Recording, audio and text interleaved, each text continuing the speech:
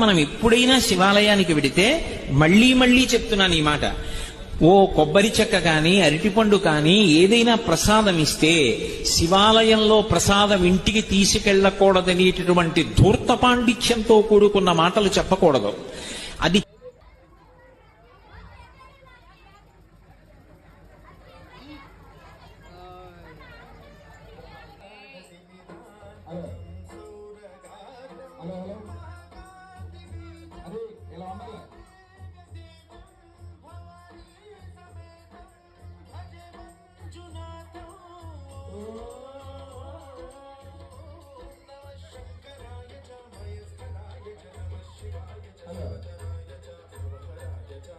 అమ్మజీపేటలో కదా